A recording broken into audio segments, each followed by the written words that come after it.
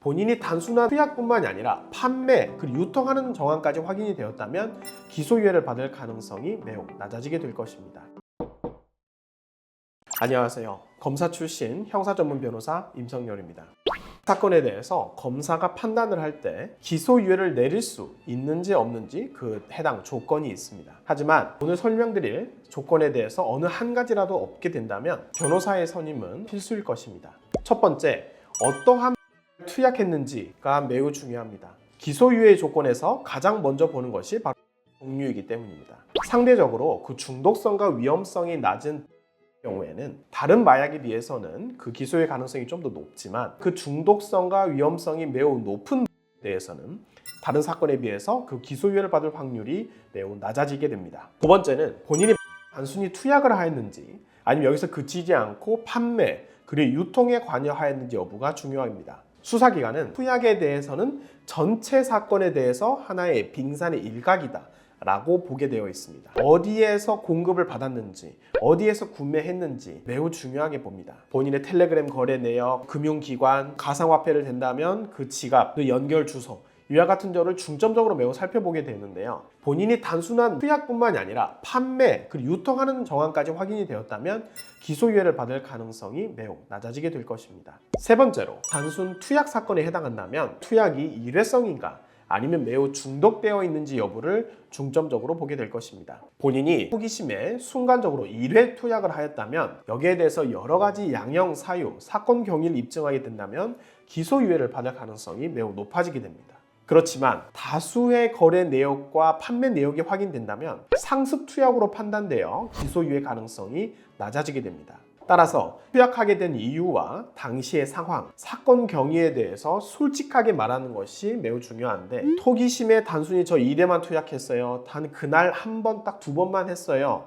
라는 그 내용을 입증할 수 있는지 여부도 매우 중요합니다. 전문 변호사의 도움을 받아서 해당 투약이 단순히 1회 투약인지 아니면 상습 투약인지 또는 해당 내용이 여러 번 반복되었는지 여부를 전체 내용을 검토한 다음에 어떻게 대응하는지가 매우 중요하게 될 것입니다. 다음으로 을 끊기 위한 노력, 즉 단약을 위한 노력을 하였는지 여부를 보게 됩니다. 사건의 특성상 절대 본인 혼자만의 의지만으로는 단약을 하기 매우 어렵습니다. 수사기관에서도 단약에 대해서 이 사람이 스스로 저 혼자 끊었어요 라고 진술만 있다면 이 사람의 진술을 믿지 않는 것이 일단 기본 베이스입니다. 수사기관에서도 이 사람의 단약을 해야 된다면 어떤 전문기관 그리고 병원의 도움을 받아야 될 텐데 라고 필수적으로 동반되어야 된다고 판단을 하고 있기 때문에 담당 변호사의 도움을 받아서 이 사람이 어떤 치료기관의 상담 내역이 있는지 어떠한 처방을 받았는지 어떠한 상담을 받았는지 어떠한 중독 치료 프로그램을 이수하였는지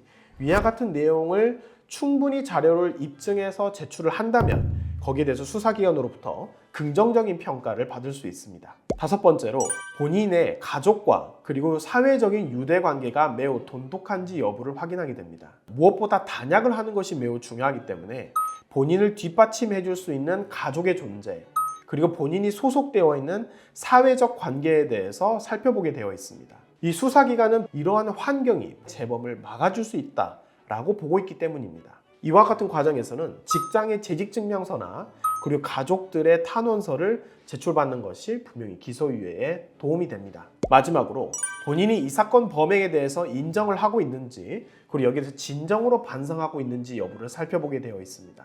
사건은 다른 일반 형사사건에 비해서 그 형량이 매우 높습니다. 본인이 진심 어린 사과와 반성 그리고 재범을 위한 방지를 어떤 방식으로 노력하고 있었는지를 평가하게 되어 있습니다. 본인이 일방적으로 단순히 저 모르쇠로 일관하거나 저 절대 그런 적 없어요.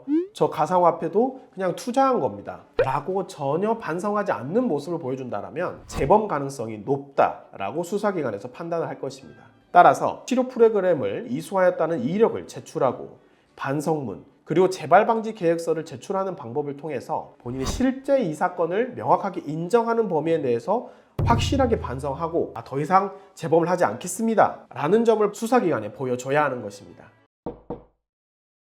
오늘은 전직 검사가 말해주는 사건의 기소유예 조건들에 대해서 말씀드렸습니다. 본인이 현재 사건에 연루되어 있거나 도움이 필요하시거나 그리고 또 궁금하신 점이 있다면 언제든지 A파트로 문의를 해주시기 바랍니다. 오늘도 시청해 주셔서 감사합니다.